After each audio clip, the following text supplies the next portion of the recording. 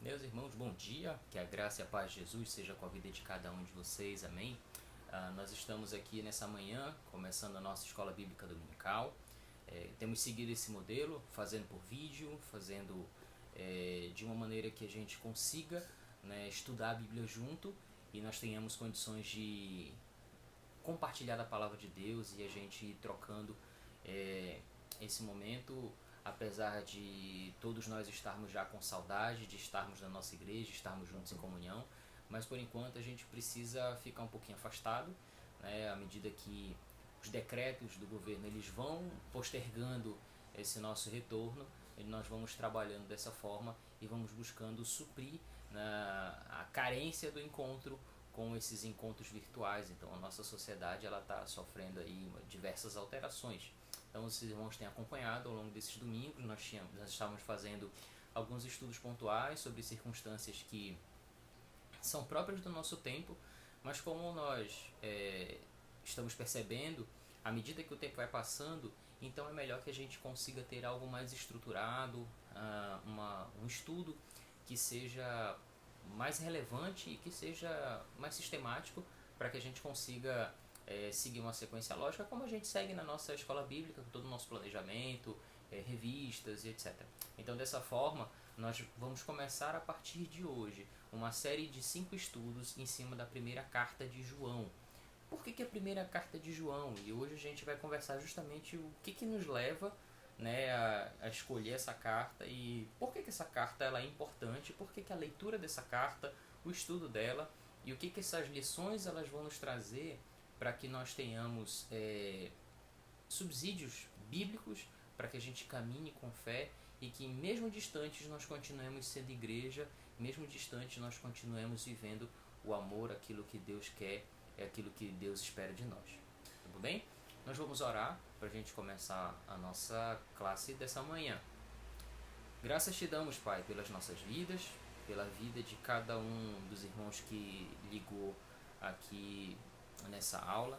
Que o Senhor abençoe a sua vida, que o guarde e que neste momento que estudaremos a tua palavra, Senhor, tu ilumines a nossa mente, ilumines o nosso coração, para que nós sejamos abertos e atentos a ouvir a tua voz. Obrigado por tudo, nós oramos a ti em nome de Jesus, Senhor, amém. Meus irmãos, por que então escolher a primeira carta de João? O que João fala, né, para a gente durante esse período de isolamento? A gente tem repetido aqui diversas vezes. O nosso mundo ele está sofrendo um processo de transformação.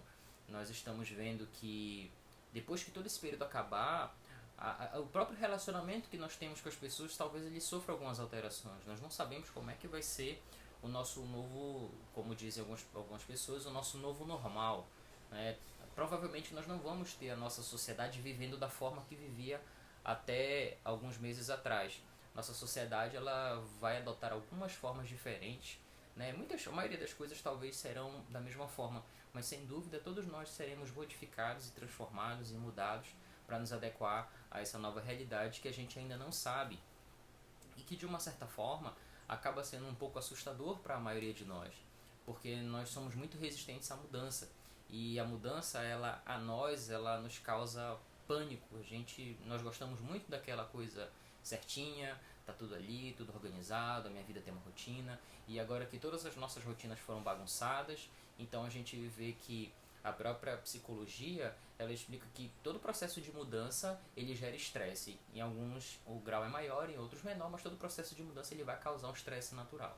Então a gente vê que alguns de nós têm estado estressados e aí esse estresse ele vai se colocar de diversas formas, alguns em formas de angústia, outros em formas de ansiedade, outros vai evoluir para depressão, outros vão comer demais. Então a gente vai ver ali que tem uma série de aspectos que esse período de alterações bruscas na nossa rotina eles estão trazendo. Então a primeira carta de João a gente traz para que a gente possa se debruçar durante os próximos 5 domingos sobre como essa carta é importante para os nossos dias, né? A gente sempre pensa que o texto bíblico ele precisa ser algo relevante para as nossas vidas. Então, sem mais delongas, vamos começar pelo texto. Nós vamos fazer a leitura de 1 João hoje, de 1 a 4. e a gente vai fazer um apanhado geral. O título dessa primeira lição é Um Mundo Não Tão Distante, porque o mundo que João estava inserido me parece não ser um mundo ali tão distante do nosso mundo de hoje. A gente vai ver algumas características similares desses nossos períodos nessa lição de hoje, tá bom? Então vamos lá para 1 João 1, primeira carta de João, no capítulo 1, versos de 1 a 4. Eu vou fazer a leitura na Nova Versão Internacional. O que era desde o princípio, o que ouvimos, o que vimos com os nossos olhos, o que contemplamos e as nossas mãos apalparam, isto proclamamos a respeito da palavra da vida. A vida se manifestou, nós a vimos e dela testemunhamos, e proclamamos a vocês a vida eterna, que estava com o Pai e nos foi manifestada. Proclamamos o que ouvimos e o que vimos e ouvimos, para que vocês também tenham comunhão conosco. Nossa comunhão é com o Pai e com seu Filho Jesus Cristo. Escrevemos estas coisas para que a nossa alegria seja completa. Nós vemos aqui, então, que talvez nessa primeira sessão, o que é uma perícope? Perícope são esses pequenos fragmentos, esses trechos da Bíblia, que eles são, geralmente as Bíblias elas vão vir marcadas com um negrito, né? Então são pequenas seções que elas abordam um fragmento de texto. Então você vai ver que o primeiro versículo negrito, então vai dele até o próximo versículo negrito. Esse pedaço é uma perícope, é um trecho do texto que ele deve apresentar uma ideia. Então quando a gente vai começar um estudo em cima de uma carta, é muito importante a gente pensar principalmente que todo estudo ele tem objetivo, né? Então o objetivo dos nossos estudos em cima da primeira carta de João é que a gente forneça subsídio para que você que está assistindo essa aula consiga fazer uma leitura da realidade a partir da Bíblia, considerando a perspectiva de João. Nós vamos fazer um comparativo desses dois universos, do contexto histórico de João com o nosso contexto histórico, para que a gente enxergue essas similaridades e a partir dessas similaridades a gente consiga ver, bom, o que é que João viveu na sua época, ou o que acontecia no contexto não só histórico, mas eclesiástico, o contexto da igreja lá, para quem João escreveu a carta, e como isso se relaciona com a nossa realidade. Nós vamos ver então que os estudos bíblicos de uma maneira geral, eles têm um quantitativo de técnicas que a gente aborda, entre hermenêutica, exegese, a gente verifica línguas originais, a gente verifica uma série de coisas. Mas não adianta a gente trazer para você um apanhado técnico sobre tudo que aborda o texto, sobre cada detalhe, cada verbo, cada substantivo, cada palavra, e de repente nada disso tiver significado para você. Você não conseguir aplicar isso de maneira prática na sua vida. Então nós vamos nos esforçar ao longo dessas semanas para que essas lições elas tragam de fato circunstâncias relevantes, né? A palavra de Deus ela não pode ser vista apenas como um livro de estudo, como a gente vê uma gramática, como a gente vê qualquer outra literatura acadêmica. Ela é a palavra do Deus vivo, então ela vai produzir efeito em nós. Por mais que a gente estude tecnicamente, nós cremos que o poder da palavra de Deus ela vai de fato transformar o coração daquele que a lê de maneira sincera. Agora, se a gente já parte do princípio de que ela não é palavra de Deus, então a gente não tem muito o que tirar dali. Talvez alguma coisa de sabedoria, mas que não vai ser de fato tão importante para a vida. Nós vamos pensar também que a primeira carta de João ela tem já uma série de obras escritas a respeito, inclusive algumas das quais nós baseamos essas lições. Então a intenção não é ser exaustivo em cima dessa primeira carta. A gente não vai fazer aqui um tratado em cima dela, mas nós vamos buscar algumas lições para o nosso dia a dia, né? Então, abordando esse texto, esse primeiro texto que nós lemos aí, 1 João 1, de 1 a 4, como é que a gente pode então entender esses aspectos, né? Primeiro é importante a gente entender o que é essa carta no contexto bíblico. A gente vai ver o seguinte,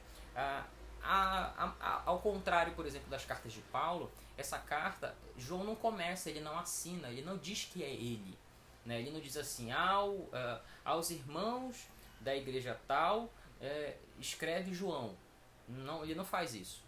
Essa carta ela já começa ali com um tratado teológico, ela já começa com com um aspecto teológico já muito forte. Como se diz na gíria, já é uma carta que começa com carrão de cena, né? Ela já chega de maneira pesada e já chega falando sobre assuntos extremamente importantes.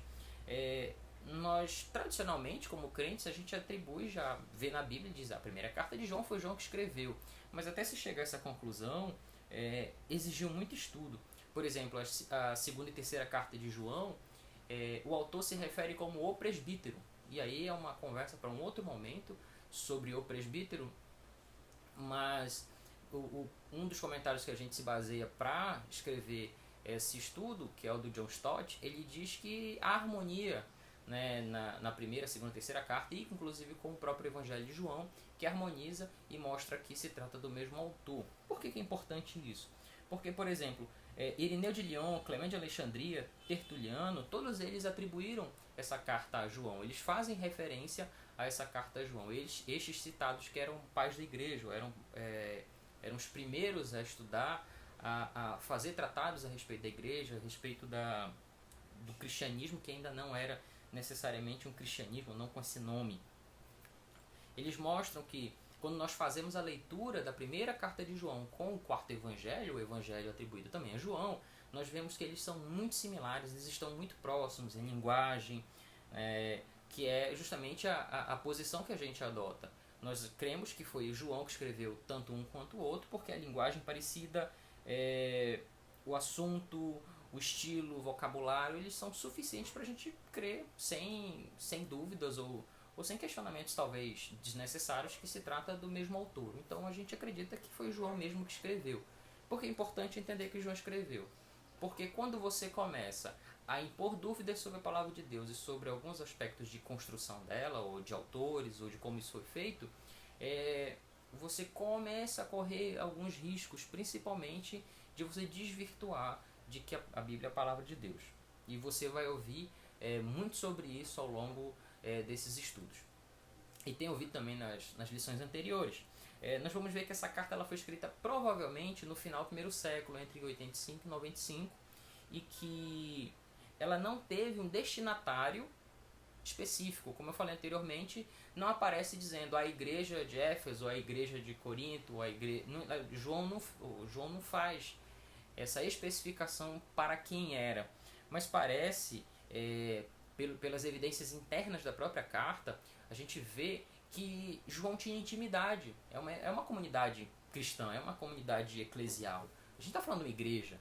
Ele fala, e principalmente ele mostra a sua intimidade com os irmãos dessa igreja. Ele mostra da seguinte forma: quando você for em 1 João 2,1, você vai ver que ele chama de filhinhos, ou seja, gente que eu tomo como filhos, e filhos pequenos, aquele filho que a gente tem mais cuidado, né? Para quem me conhece, eu tenho o João tem 2 anos, então eu tenho muito mais cuidado com o João do que com o Estevão, porque o Estevão já é mais independente, o Estevão tem quase 7. Então a gente toma cuidado com os filhos menores. Então João ele vai fazer essa correlação e chama de filhinhos, ou seja, meus filhos pequenos que precisam de cuidado. No capítulo 2, verso 7, ele ainda vai continuar dizendo amados. Então o grande aspecto dessa carta é como João trata o amor na relação. Óbvio que isso não é o propósito em si da carta, mas quando a gente lê a carta é inevitável a gente olhar o aspecto do amor, como o amor ele é algo que permeia as relações. E aí a gente acaba vendo que o propósito principal dessa carta era justamente olhar para essa comunidade e combater as heresias. João tinha um cuidado com esses irmãos para que esses irmãos eles estivessem de fato firmes na sã doutrina, firmes naquilo que a gente chama de ortodoxia, ou na doutrina correta, ou na maneira correta de interpretar, principalmente a palavra de Deus. Interpretar e viver a palavra de Deus. João estava muito preocupado com esses irmãos. Tanto é fato que a gente observa que o pastor Jonas Celestino Ribeiro, escrevendo um comentário introdutório sobre João, ele diz que João estava ensinando nessa carta, advertindo aos irmãos que eles tivessem cuidado com falsos mestres, com falsos ensinos, porque esses falsos ensinos eles atacavam principalmente os pilares da fé cristã, os pilares da crença em Jesus Cristo encarnado, ou seja, eles atacavam que Jesus ele não tinha encarnado. Eles colocavam isso como uma verdade, que Jesus na verdade não era um Deus encarnado, ele era só um homem. E também, por conta do credo da época, a gente vai ver isso mais na frente, os homens não tinham tanta preocupação com o pecado. O pecado ele não era de fato uma realidade, né? O pecado ele era uma coisa da religião, ele não era uma realidade concreta. E ainda na necessidade de que precisava ter amor nos relacionamentos, porque até então a sociedade para a qual João escreve, ela parece que não aceitava que as pessoas se relacionassem em amor. Parece estranho, e aí você começa a trazer esses paralelos para a nossa realidade, né? Negar a crença do Jesus encarnado, negar a realidade do pecado e negar os relacionamentos baseados em amor. Parece um pouco com isso que a gente tem vivido ao longo dos últimos anos, né? Parece que a gente está falando da nossa realidade, mas a gente está aqui lendo sobre o primeiro século. Logo depois ali que Jesus ascendeu aos céus, a gente está vendo o momento pós-ascensão que os apóstolos vão seguir seus rumos e vão levar o evangelho nas suas caminhadas. A Bíblia de Estudo de Genebra, que ela traz um comentário nela, ela aponta principalmente que a carta foi escrita para combater falso ensino. Então essa carta basicamente ela é um e-mail, é um e-mail que João manda para todo mundo ali perto e para dizer assim, ó pessoal, tem gente ensinando coisa errada, tem gente ensinando mentira, tem gente indo lá, subindo no púlpito, sendo ouvido, que está ensinando mentira. Tomem cuidado com essa gente, porque eles, ensinando errado, vão levar muita gente para o inferno, vão levar muita gente para a perdição. Então João ele tem essa preocupação, tanto com relação ao aspecto de carta, você vê, como eu falei anteriormente, ela não tem uma saudação, ela não tem uma identificação, ela não inicia dizendo, os amados irmãos da igreja, não tem isso, ela já começa direto falando do verbo da palavra da vida, e ela também não encerra, ela não faz um encerramento dizendo, nos despedimos, um grande abraço, beijo, não faz nada disso. Ele já encerra de maneira abrupta, falando de Cristo e dizendo, guardai-vos dos ídolos. E talvez essa seja uma das frases mais fortes dentro dessa carta. Guardai-vos dos ídolos. E aí João encerra a sua carta, mas ainda assim ela está classificada dentro dessa categoria como uma carta. Ela é classificada como carta principalmente por conta das pessoas que recebem, dos seus interlocutores. Ele escreve para alguém ler e dá um aspecto muito pessoal. É uma carta muito pastoral. É um pastor muito preocupado com as suas ovelhas ou com as ovelhas que ele deixou em um certo lugar. João tem estado... ele escreve essa carta com um amor profundo pelas suas ovelhas e pelas pessoas com a qual ele se importa, que são seus irmãos em Cristo. Agora, se a gente considera que o propósito básico da carta é combater o falso ensino, então o que a gente precisa saber sobre o que é o ensino correto para então a gente caminhar para esse falso ensino? Bom, quando a gente vai ver, João ele estabelece paradigma. Esse primeiro trecho que a gente leu, o capítulo 1, versos de 1 a 4, João já estabelece um paradigma. Deus encarnou. Se você for voltar lá para o Evangelho de João, no primeiro capítulo, a primeira parte também, do capítulo 1, ele já pega e já diz, o verbo se fez carne e habitou entre nós. Ele diz, no princípio era o verbo estava com Deus e o verbo era Deus. E aí ele vai descrever que o verbo, ele era na eternidade, ele já é pré-existente, e esse verbo ele vai encarnar, ele vai vir para a terra, ele vai se tornar um ser humano. Esse é um ponto que é importante porque nós, meus irmãos, nós temos sido muito questionados acerca da nossa fé. A nossa fé ela tem sido bombardeada internamente dentro do âmbito da própria igreja, quando grupos de denominação X, denominação Y, começam a questionar um ao outro por conta de pontos que não são basilares da fé. Eles começam a se questionar dizendo, porque crentes somos nós e vocês não, porque nós acreditamos em um ponto e vocês não, e começa, dentro dessa... a gente fica tentando se justificar para dizer que somos tão santos ou mais santos do que o outro, e que talvez não esteja aí o nosso grande ponto de embate. Não obstante, não somente isso, nós também temos o bombardeio externo. As pessoas estão olhando para a gente o tempo todo, elas estão vendo como é que está o nosso comportamento, o que a gente fala, o que a gente faz, o que a gente compartilha, o que a gente curte, o que a gente gosta, o que a gente não gosta. Tudo isso as pessoas estão olhando. As pessoas estão olhando como é que a fé que eu tenho, que você tem, ela vai se comportar à medida que o tempo vai passando. Elas vão olhar para a minha vida, para a sua, para a vida do pastor, para a vida do pessoal da música, para o pessoal da juventude, para os adolescentes, para as crianças. Eles vão olhar assim, esse camaradinho aqui, essa irmãzinha aqui, como é que eles são? A fé que eles dizem ter, porque ele anda lá com a camisa da CIB, né? Segunda Igreja Batista em Cidade Nova 5, a melhor igreja da Cidade Nova. Aí ele anda lá e dizendo assim, eu sou crente, Bíblia debaixo do braço, né? Pra frente aqui para mostrar, né? Bíblia. O irmão anda com a Bíblia debaixo do braço, mas todo esse aspecto ele é de fato prático, ele é real, ou ele é uma capa que a gente vai vestindo e tirando ao longo dos dias.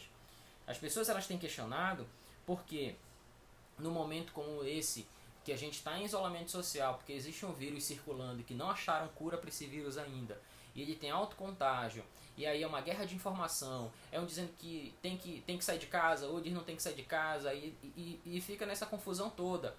E a gente começa a ver o comportamento dos cristãos, ao invés de ir para a Bíblia e pensar o mundo a partir da Bíblia, os cristãos eles começam a entrar no jogo, né? Eles dizem, porque tem que ir, tem que voltar, e tem que não sei o quê. Então a gente precisa ter essa posição mais equilibrada com relação ao mundo. O mundo está fazendo o quê? O mundo ele vai caminhar para o fim, para o inferno, para a destruição. O mundo vai caminhar para isso. O cristão, servo de Deus e que tem convicção da sua salvação, certeza dela, está caminhando para o céu. Ele está indo no sentido oposto.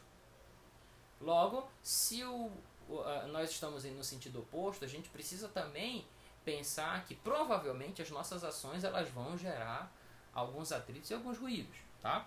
Então, João, ele coloca que nesse período da época dele, ele começa com o tratado teológico porque a fé estava sendo questionada, a fé estava sendo combatida. Nós estamos vivendo um período ali em João, né, no primeiro século, que a fé ela começa a ser massacrada por conta da própria descrença das pessoas e por conta de como ela surge. Então ele inicia esse prólogo na sua carta colocando todos os marcos importantes da fé, que Jesus ele já existia e que ele é desde o princípio, né? Ele atesta que Jesus é o Verbo encarnado, um fato histórico tangível, ele consegue tocar. Por que é importante? Porque Jesus encarnou, ele foi feito de carne. Domingo passado, a gente viu que o Jesus ressuscitado, ele precisou primeiro encarnar para então morrer, para então ressuscitar. Existe uma sequência lógica natural, apesar de toda a sobrenaturalidade desse fato. Apesar do nascimento virginal de Jesus, apesar de ele ter encarnado, ele ter vivido, comido, chorado, dormido, ficado triste de todas essas coisas, ele morreu e depois de morrer, ele ressuscitou. Então, tudo isso, João está atestando como fatos históricos.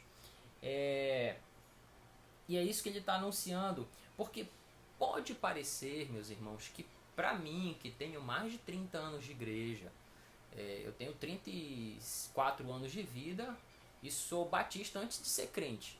Então, vivo no contexto de igreja a minha vida inteira. Eu ouço desde criança tudo isso, então para mim parece que é tudo muito simples de compreender, parece que é tudo muito óbvio. Mas, quando você leva para alguém que chegou à fé há pouco tempo, que foi convertido ao Evangelho há pouco tempo, que creu em Cristo há pouco tempo, algumas coisas para essa pessoa talvez estalem os seus ouvidos, ou pior, aquele que nunca creu no Evangelho, ele pode ouvir um negócio desse e pensar assim, o cara tá ficando doido. Isso é coisa de maluco. Como é que eu vou acreditar que um cara morreu por mim? E pior, morrer, beleza, mas ele ressuscitou. Isso não existe. Isso foge à estrutura lógica e racional daquilo que a gente pensa, de como a gente pensa.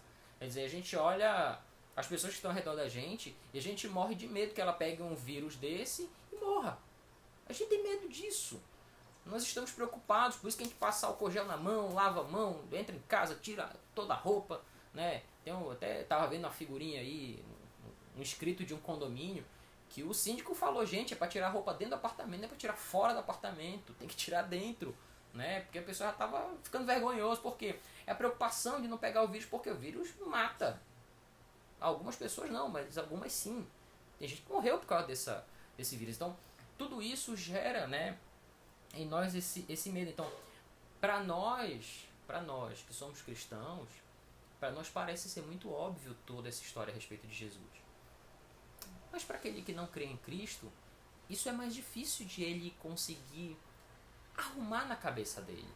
Então, para ele arrumar na cabeça dele que existe um Deus, até aí beleza, a maioria acredita, mas quando você desdobra isso, que esse Deus vira carne, que ele habita entre a gente, que ele é cheio de graça e de verdade, que ele é Cordeiro de Deus que tira o pecado do mundo, que ele é todas essas coisas, então acaba que para as pessoas isso começa a não parecer tão inteligível, ela não consegue compreender, não é uma palavrinha que ela é estranha, chamada cognoscível, a pessoa não consegue entender, ela não consegue sistematizar esse conhecimento na cabeça dela, arrumar isso na cabeça dela para compreender, ela não consegue, e aí só resta fé. Então é por fé que nós cremos nisso. Para os leitores da carta, a questão não é tão simples, e para os dias de hoje também não é. A gente vê, por exemplo, que, como foi falado domingo passado, na primeira carta de Paulo aos Coríntios, no capítulo 15, Paulo faz todo um tratado sobre a ressurreição de Jesus, sobre as testemunhas, sobre quem viu, quem não viu, quem pegou, quem tocou, quem comungou com Jesus ali à mesa. Então ele faz todo esse aí. Por quê? Porque a fé cristã ela precisa ser completa de acordo com a Bíblia. Tudo precisava ser cumprido. Tudo precisava acontecer rigorosamente, religiosamente, preto no branco, prego batido, ponta virada. Precisa acontecer. Porque se não acontecesse, a nossa fé seria inútil, como Paulo fala em 1 Coríntios 15, 17. A nossa fé ela vai ser vã, vai ser inútil, ela não vai servir para nada. Então nós vemos então que João atesta como uma testemunha ocular dos fatos. Ele diz, esse verbo, essa pessoa, esse Jesus nós vimos, nós tocamos nele, nós comemos junto com ele, ele estava ali com a gente. Ele não era um fantasma, ele não era uma visagem, uma aparição, tampouco ele era somente um homem qualquer. Ele era 100% homem e 100% Deus. Não se trata de uma experiência subjetiva, um transe, né? Todo mundo imaginou junto, nós imaginamos que enxergamos aí esse homem Deus. Não, era uma experiência real, uma experiência factual de que o Jesus ele é um ser que entra na história do homem e que faz parte da história da humanidade. Jesus existiu como homem normal, mas ele não era só homem, ele era Deus. Ele é Deus. Além do fato histórico humano e alocado nessa categoria do tempo, Jesus é um Deus preexistente, poderoso e capaz de gerar unidade entre as pessoas. Porque não é só a unidade entre ele e o Pai, eu e o Pai somos um, mas ele é capaz de gerar unidade entre nós como o corpo dele. Ele vai trazer também que o ensino de Jesus ele vai congregar as pessoas que creem nele, aqueles que declaram que Jesus veio, que ele encarnou, que ele morreu, que ele ressuscitou, ele ascendeu e hoje está à direita do Pai. Quem crê nisso congrega junto, porque crê, tem a mesma fé, tem a mesma crença, o mesmo sistema de crenças acerca de Jesus. Então essas pessoas ele chama de corpo. Paulo vai chamar de corpo, vai comparar com o corpo. Ele cria a metáfora do corpo de Cristo, porque ele diz que nós, eu e vocês, meus irmãos, nós somos aqui braços, dedos, mãos, pernas, pés. Nós somos órgãos, mas a cabeça é Cristo. Então Cristo é o cabeça da igreja. Então esse Jesus, essa figura divina, o Deus eterno que penetra no tempo e se manifesta aos homens, ele é capaz de gerar essa unidade. Então João também vai apontar no versos 3 e 4 principalmente, que ele vai dizer que esse Jesus, a crença nele, ela promove a comunhão. Ela pega pessoas diferentes, de histórias diferentes, de de contextos diferentes e coloca todo mundo ali junto para dizer, a partir de agora vocês são corpo. E aí a gente canta aquela canção, né? Somos corpo assim bem ajustados, totalmente ligados, unidos, vivendo em amor. Uma família. Então é isso que João está dizendo aqui. Que todo esse tratado teológico dele, ele vai apontar para uma vida em comunhão com Deus e com as pessoas que comungam da mesma fé. João escreve isso em que contexto histórico? Bom, o início da era cristã, você vai ver que a gente teve um boom ali de gente virando crente, né? Parece até recentemente. Recentemente, não sei se vocês perceberam, mas uma série de artistas, cantores, atores, atrizes, um monte de gente aí, todo mundo virou crente, assim, de repente. Todo mundo começou a cantar aquela música do Regis Danese lá, entra na minha casa, entra na minha vida, mexe com a minha estrutura. Não tem nada contra essa música, não. Mas eu acho interessante que não sei se é uma banda, não sei se é uma banda, eu acho que é uma banda. É um grupo de pagode gravou essa música, fez lá um sambão, um pagodão com a música. E eu acho muito legal, ficou muito bonito. Mas é o mesmo grupo que começa a cantar as dores de uma vida de traição, as dores da vida de gente bêbada, de gente drogada, de gente prostituída. Aí fica um troço meio desconexo, né? Não sei pra vocês se parece isso, mas pra mim parece um negócio que não tem muito a ver. A mesma banda cantar, entra na minha casa, entra na minha vida, mexe com a minha estrutura e depois ficar exaltando esse tipo de coisa. A mim me parece estranho, tá? E pelas escrituras parece que esses negócios não combinam muito. Então você, na leitura da Bíblia, eu creio que Deus vai revelar pra você isso aí também. Mas você vai ver que em Atos 9:2, conta a história, começa a contar a história da conversão de Saulo em Paulo, conversão de Saulo a Jesus e posteriormente chamado Paulo. Você vai ver que eles eram chamados de o caminho, ou seja, os seguidores de Jesus, eles eram considerados uma seita judaica. Então, como uma seita, a religião majoritária, né, que era a turma que tomava conta, os judeus do judaísmo mesmo, aí você vai colocar todo mundo nesse bolo aí, fariseu, escriba, saduceu, toda essa galera aí, mas principalmente saduceus, que era quem dominava ali o negócio, começou a pensar o seguinte: bom, a gente não vai deixar essa galera, essa turma aí, se proliferar. Eles são uma seita e como seita eles têm que ser combatidos. Vamos tocar o terror. E aí começa como diz o pessoal aqui no nosso linguajar, a meter o sarrafo ali nesses caras que querem ser crente. Porque imagina, ali no Pentecoste, você tem uma explosão. De repente, 3.000 pessoas elas são convertidas. Então, de repente, a igreja que tinha ali 120 pula para 3.120. É um boom, é uma explosão ali, é muita gente. Imagine você, se a gente tem lá na nossa igreja, que tem, digamos que a gente tem 100 membros na igreja, e aí a igreja está ali com 100 membros, de repente entra ali mais 1.000. Né? Onde é que vai caber esse tanto de gente? Então as coisas elas ganharam proporções ali muito grandes. Então a igreja ela cresce muito, de uma maneira muito rápida, de quase que instantânea. Então com isso, se você for fazer a leitura de Atos, ali em Atos 7, 6 você tem a instituição dos diáconos, e no 7 você vai ver o martírio de Estevão, principalmente ali no 7, 54 a 60. Então depois que Estevão morre, o Sinédrio, em Atos 8:1, autoriza a perseguição a esses cristãos. Então a galera começa a ir embora, todo mundo sai de Jerusalém. Então a turma se espalha. Né?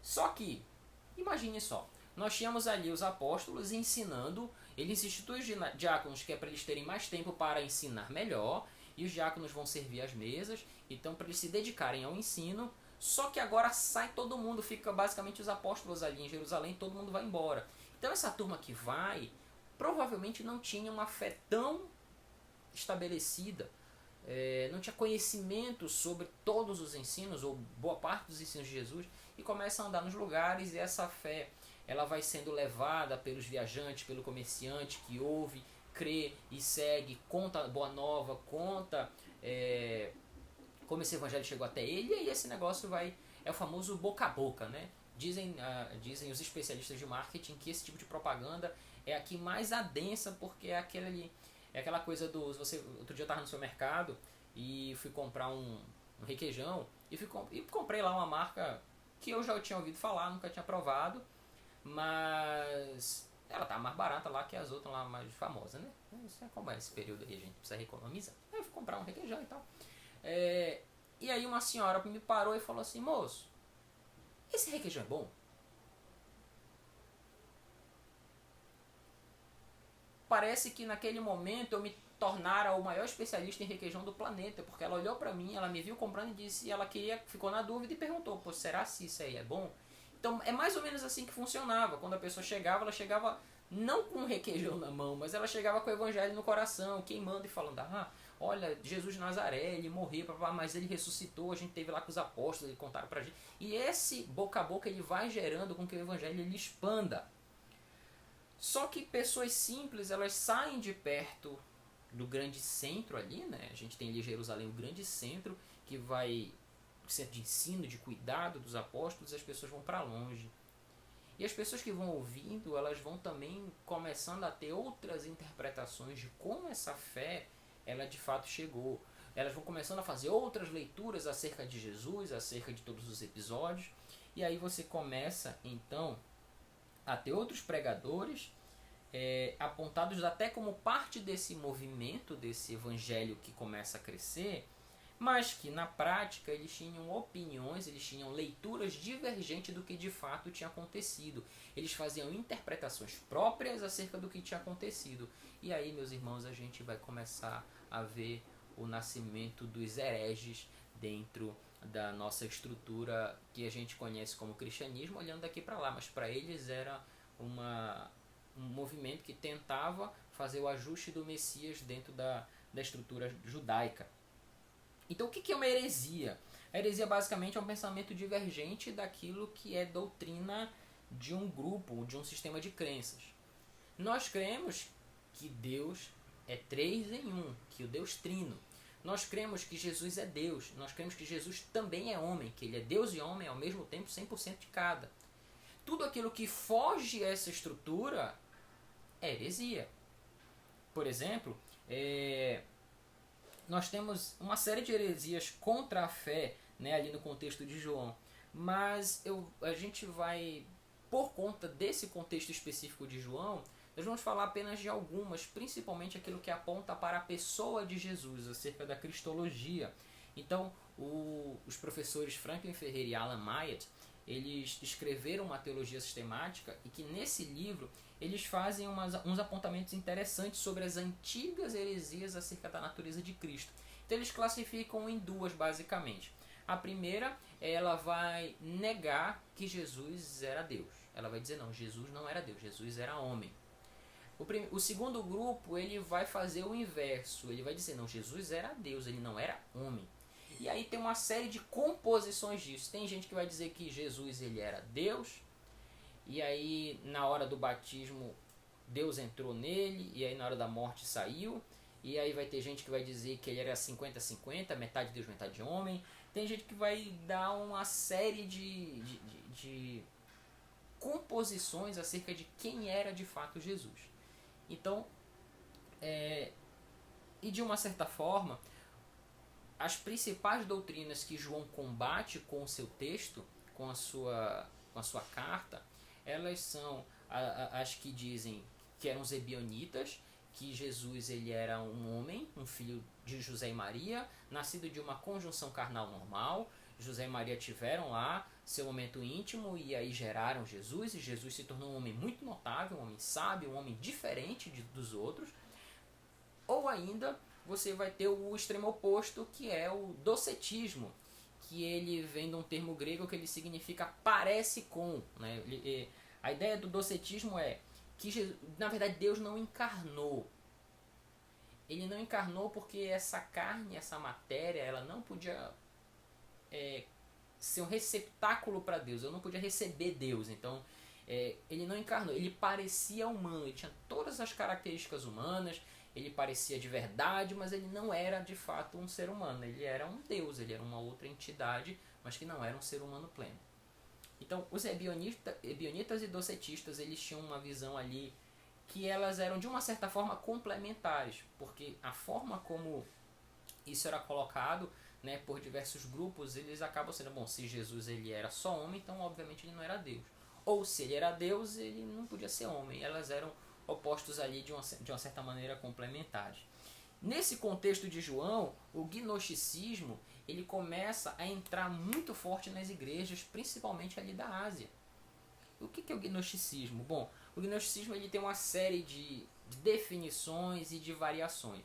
E eu prefiro me ater aqui para a gente entender de uma maneira melhor que ele era uma misturada, né, ele era um sincretismo de filosofia e misticismo. E aí pegaram a filosofia, que era a razão, com o misticismo, que era aqueles aspectos lá das religiões de mistério da antiga Grécia, e fundiram o negócio, e isso aí se infiltrava na igreja. Então qual que era basicamente o que esses caras faziam? Eles criam numa dualidade entre corpo, matéria e alma e espírito. Aquilo que era material e aquilo que era imaterial. Né? Eles faziam o seguinte... O mundo foi criado, na verdade, por um Deus inferior, que o Deus superior ele tinha emanações, ele soltava raios, né? Ele era um X-Men, assim, ele mandava raios, passava assim, tinha superpoderes, e essas emanações geravam deuses, e esses deuses eram imperfeitos, esses deuses que criaram o nosso mundo. Esses deuses eram chamados de demiurgo, ele era meio que um semideus, tinha umas qualidadezinhas ali, mas não era exatamente algo que prestasse. Então, esse demiurgo ele era uma emanação de uma fonte principal. Qual que era o negócio dos gnósticos? Eles queriam provar que ponto? O corpo é mau, a matéria é má, mas o espírito é bom. Então, o que eu preciso fazer? Eu preciso garantir que o meu espírito ele esteja bem, o corpo ele vai se perder, ele vai se destruir por aí mesmo, então eu não vou ligar muito no corpo. Qual era o problema disso?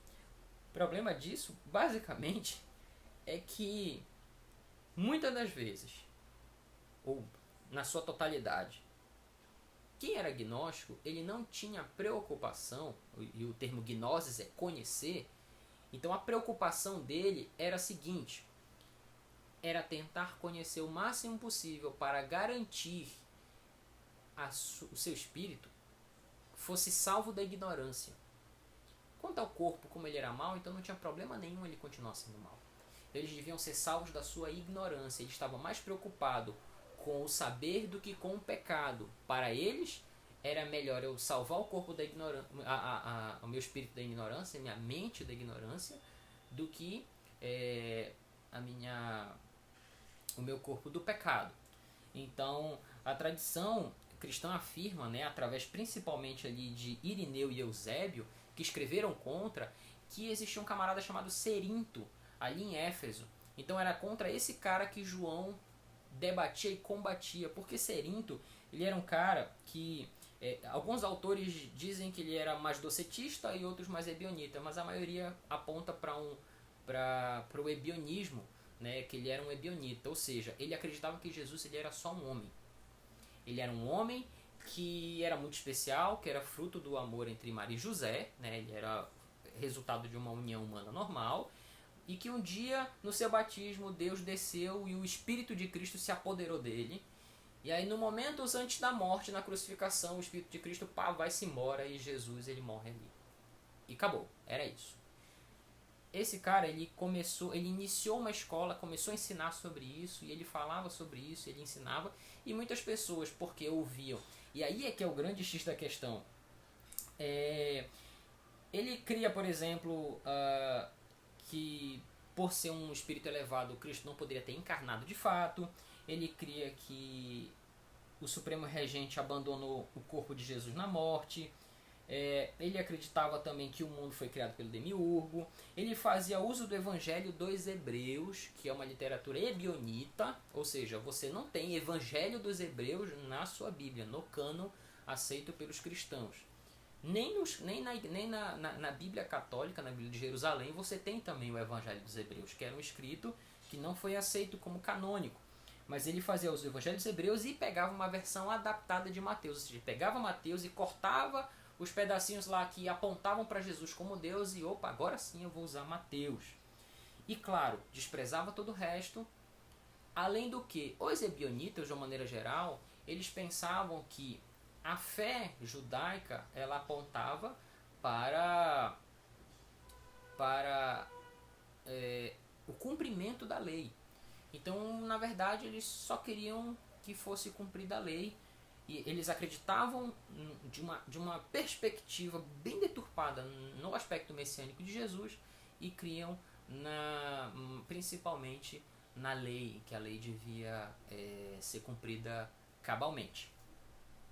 E aí, meus irmãos, negação das escrituras, outras versões de Deus, um Messias que não era divino.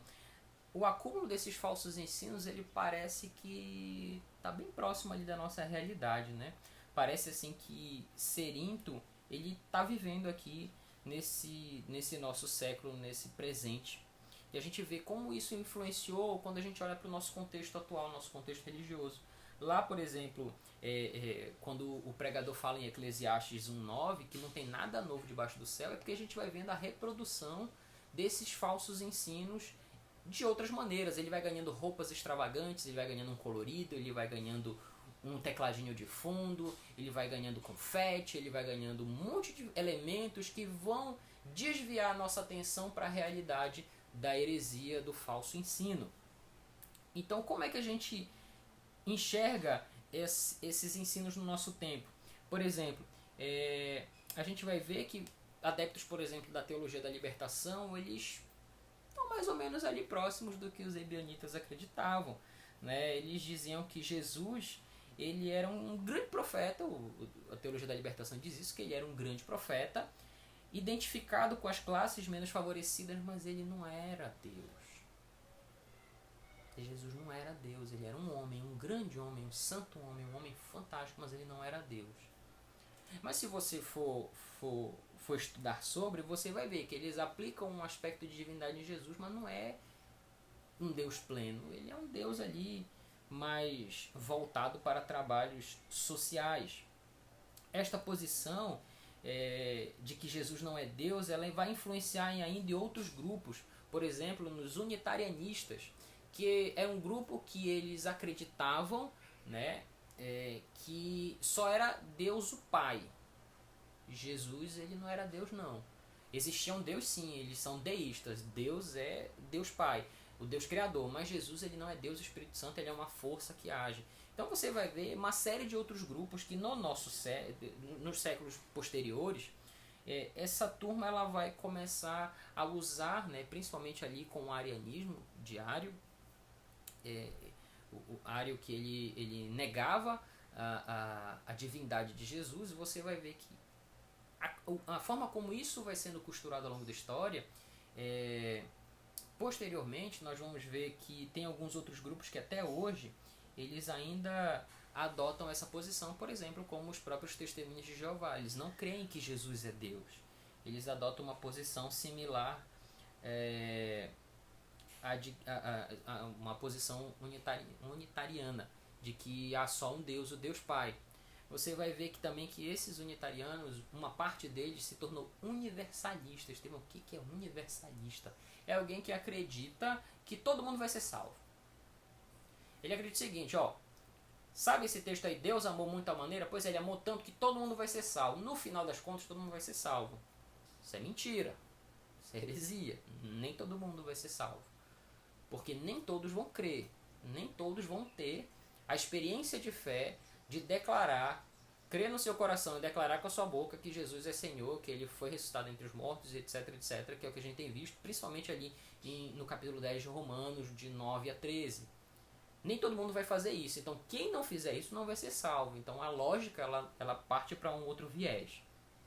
Então, como esse contexto de João, olhando para a gente, para tudo aquilo que foi produzido na nossa época, como é que isso se correlaciona? A gente vê, por exemplo, que Stott ele faz esse comentário em 1982, ou seja, há 38 anos. Ele escreve: a generalizada desconfiança do dogmatismo e preferência pelo agnosticismo, ou seja, já um subproduto do gnosticismo, ou pelo livre pensamento. Muitos cristãos andam cheios de incertezas e confusão. Tem uma canção do Inário para o culto cristão que ela começa: nesses tempos de incerteza, tudo aqui é confusão. Parece que a gente está falando de hoje. Stott escreveu isso há 38 anos. Parece que a gente está falando da nossa realidade agora. Agora, 2020. A gente está falando sobre isso de novo. Por quê? Por que a Bíblia é tão atual? Por que João escreve lá no primeiro século e a palavra de João escrita no primeiro século, ela vai, ao longo do tempo, ela vai chegar em 2020, século 21, e vai dizer, ó, isso aqui continua acontecendo dessa forma. Apesar de toda essa misturada, né, com relação a aspectos de se Jesus é Deus ou não, se Jesus é parte da Trindade ou não, no concílio de Nicéia em 325 e depois no concílio da Calcedônia em 451, essas questões foram fechadas. Jesus é divino, né? O credo niceno vai dizer que Jesus ele é Deus, e também depois na Calcedônia a gente vai ver que a Trindade ela é o Deus Trino, né? Três personalidades em um só. Então a gente vai ver que houve um alinhamento teológico sobre esses assuntos e que persiste até então. Nós estamos falando ali de séculos 3, 4 e que ele vai persistir, né, até os dias de hoje. Tudo isso para mostrar para vocês que todas essas coisas que foram lá e que a gente acredita, né, foram estabelecidas pelos pais da igreja como credos e nós cremos como pilares da nossa fé, é combatido, por exemplo, na arte, na cultura. Nós vemos canções, poesia, arte em geral, elas vão imprimir conceitos que sorrateiramente elas vão tentar combater a nossa fé. Por exemplo, quando a gente sempre ouve aí, né, a carne é fraca, e a gente ouve canções dizendo assim, hoje o tempo voa, amor, escorre pelas mãos, mesmo sem se sentir, e aí você vai ouvindo, vamos viver juntos o que há para viver, vamos nos permitir. Então parece que a busca pelo prazer, né, o hedonismo, a busca pelo prazer absoluto, pelo prazer irrestrito, ela é uma herança muito forte do gnosticismo, porque o gnóstico ele tinha como, já que o corpo era mau, ele não se prezava por padrões morais, ele não estava atrelado a padrões morais. Se o corpo é mau, então deixa a vida me levar, a vida leva eu vou viver, e aí no fim das contas vai dar tudo certo desde que eu não seja o ignorante. Parece um pouco com a nossa realidade, né? Quantas pessoas a gente conhece que são assim? Que você falar de fé e a pessoa vai dizer, isso aí é ilusão, isso aí é besteira, não, igreja, Deus, isso aí é uma ideia, isso aí é uma coisa que você usa para ficar preso, você precisa se libertar disso. E aí João vai escrever palavras de Jesus dizendo, e conhecereis a verdade, e a verdade vos libertará, João 8,32, falando de que a verdade é o próprio Jesus. Porque no 36 ele vai dizer, se pois o Filho vos libertar, verdadeiramente vocês vão ser livres. Entendeu? Então o que vai libertar a gente é a verdade, a palavra da verdade. Não vai ser o filósofo, não vai ser o pensador, não vai ser o ilustre. Não vai ser essa gente. Quem nos liberta é Cristo, é a palavra da verdade. E esse tipo de ensinamento ele vai entrar na nossa igreja, né, nas nossas igrejas, falando nossa igreja de maneira geral, na CIB não tem isso, graças a Deus, com aquelas palavras. Eu vou usar uma frase que acaba sendo até jocosa, até uma brincadeira, mas que ela acaba apontando para isso, que tem gente que diz assim, né, faça o que o seu coração mandar, ouve a voz do teu coração, e aí o teu coração vai te dizer o que você precisa fazer. Meus irmãos, se a gente fosse fazer, fala a verdade aqui, tá só eu e você aqui, tá só eu e você assistindo aí, tá conversando. Se você fosse fazer o que o seu coração manda, ia dar certo? Não, de verdade, ia dar certo? Você ia ser uma vida feliz? Você ia ser tudo, você podia conquistar muitas coisas, mas uma coisa eu garanto pra você. 1, você ia ser infeliz. 2, você ia pro inferno. Simples assim. O nosso coração ele é enganoso, então esses conceitos que eles vão entrando nas nossas igrejas, eles vão entrando na nossa vida, são conceitos que fazem a gente se afastar de ter uma prática piedosa, de ter uma prática de relação com Deus. Por quê? Isso aí não precisa, isso aí não é necessário. Nós temos tido poucas certezas, poucas convicções da nossa fé. O Jonas Celestino Ribeiro ele diz que a primeira carta, as cartas de João, mas principalmente a primeira, ela é uma carta para que nós tenhamos certeza da nossa salvação. Ele combate a heresia dizendo: vocês têm que ter convicção da salvação de vocês. O descrédito, meus irmãos, que lá nas heresias antigas, os ebionitas, os docetistas e todos os outros hereges, eles vinham tentando tirar o crédito de Jesus, a gente vê na tela da TV, no meio desse povo. A gente vê no carnaval. Interessante porque o carnaval ele era uma festa que marcava a despedida do consumo de carne por causa da quaresma. 40 dias antes da Páscoa, quem guarda a quaresma não comia carne, né? Algumas pessoas não comem carne, enfim. Essa é uma outra questão que a gente pode conversar numa outra hora. Mas essas pessoas desse período, eles faziam uma festa para aproveitar e aí se despede do consumo de carne para passar 40 dias ali sem consumir carne.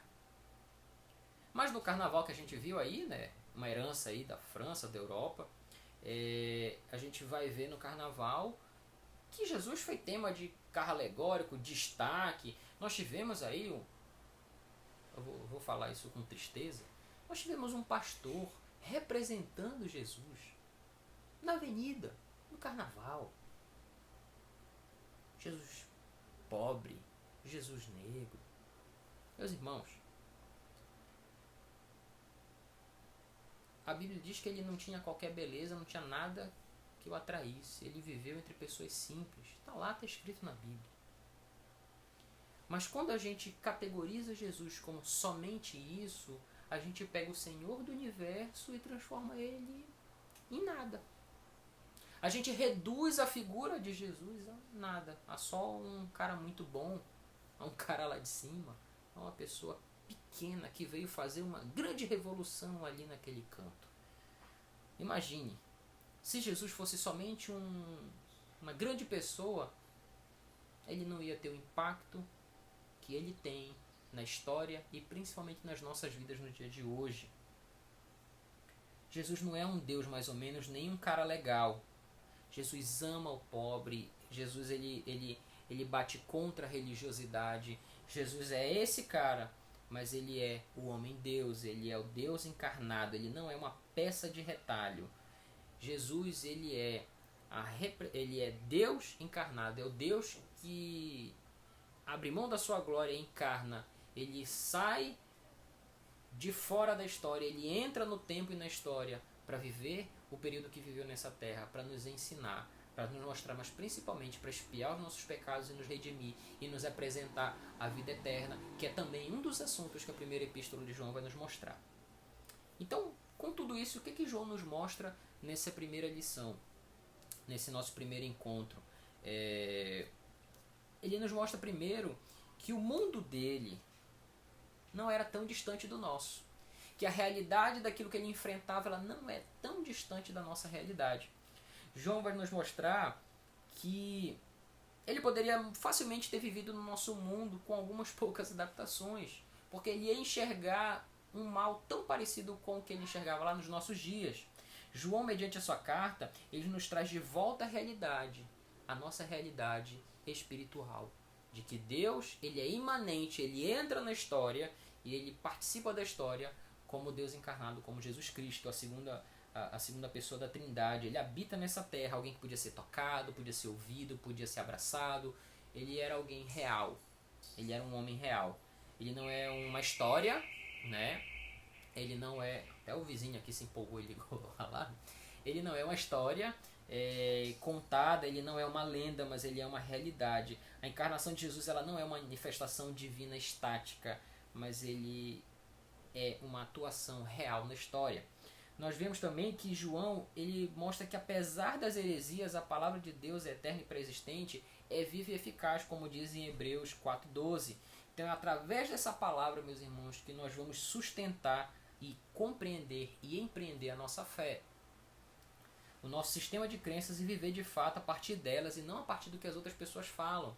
Porque a nossa fé, se ela for fé só do que nós ouvimos os outros, a gente não contempla o Cristo da fé, a gente não contempla o Jesus que nós acreditamos, porque a gente só acredita no que nos falam. Nós precisamos conhecer e ter as nossas experiências com Cristo. João aponta também um testemunho de uma vida marcada pela existência de Jesus. Quantos de nós pode afirmar, meus irmãos, que tem de fato essa experiência vívida nos nossos corações. Dizer assim, eu tenho uma experiência com Jesus, Jesus é real para mim. Porque enquanto Jesus não é real, ele é uma ideia para você, ele é uma coisa que você acha bonita, que você até vai na igreja, que você conhece a igreja, mas que ele não é uma experiência real. Por fim, ele nos mostra nesse prólogo que o testemunho do cristão ele serve de elo para a comunhão. Então esse prólogo ele encerra dizendo que se nós cremos em todo esse sistema, então nós somos próximos, nós precisamos estar unidos, nós precisamos estar em comunhão, em unidade, o mesmo propósito de servir a esse Deus, a esse Cristo que é autor e consumador da nossa fé. A coletividade do corpo de Cristo, quando em comunhão plena e unidade, produz pessoas mais felizes, ativas, produtivas e piedosas. Se nós não temos comunhão plena, então, o que de fato tem sido um obstáculo para que isso aconteça? Você já parou para pensar? No segundo capítulo dessa nossa série, na segunda lição, nós falaremos sobre a relação perigosa entre o cristão e o pecado. Eu agradeço a você que assistiu até aqui. Eu estou feliz de você ter acompanhado ao longo aí desse período sobre essa lição. Próximo domingo nós falaremos dessa relação entre o cristão e o pecado, uma relação perigosíssima, uma relação cheia de casquinhas de banana que a gente aqui acolapisa. E eu espero que você esteja com a gente aqui no nosso canal do YouTube, na nossa página da igreja ou no Instagram também. Você pode seguir as nossas redes sociais, que daqui a pouco vai aparecer aqui para você. Eu rogo que Deus abençoe e que Ele use esse momento, né? Nós vamos navegar juntos ao longo da primeira carta de João, coletando algumas lições importantes para que a nossa vida ela tenha mais subsídios, para que a gente olhe para a realidade e consiga ler a realidade de João, olhar para nós e ver o que a gente encontra de parecido que a gente pode aplicar para os nossos dias. A palavra de Deus ela é viva porque ela de fato ela se aplica aos nossos dias, à nossa realidade. Nós cremos nisso e por isso decidimos compartilhar isso com você nesses estudos. Tá bom? Vamos orar para a gente encerrar. Senhor Deus, nós louvamos Teu nome por esse momento de estudo da Tua Palavra e que tudo que aprendemos aqui nessa manhã sirva de fato para que nós possamos refletir, pensar e repensar e aprender e reaprender, para que nós sejamos cada dia servos melhores, pessoas alegres, pessoas felizes apesar das dificuldades. Porque mesmo no contexto conturbado que estamos vivendo, a Tua Palavra diz que o fato de sabermos que Deus encarnou, que Ele viveu nesse mundo e que depois de tudo isso morreu, ressuscitou e ascendeu aos céus, o saber disso, o saber que é uma experiência real, isso nos dá alegria e torna a nossa alegria completa. Por isso, Pai, abençoa a vida dos nossos irmãos, daqueles que estão assistindo essa lição nessa manhã, ou qualquer hora que esteja assistindo, e que o Senhor, Pai, derrame sua graça sobre a vida deles. Nós te damos graças por tudo, em nome de Jesus, amém. Meus irmãos, mais uma vez, muito obrigado, Deus os abençoe e a gente se vê no próximo domingo. Lembrando que hoje à noite nós temos a nossa celebração transmitida a partir das 18h30. Então esteja conosco, conecte nos nossos canais de redes sociais e participe conosco desse momento de celebração. Deus abençoe vocês e até a próxima. Tchau!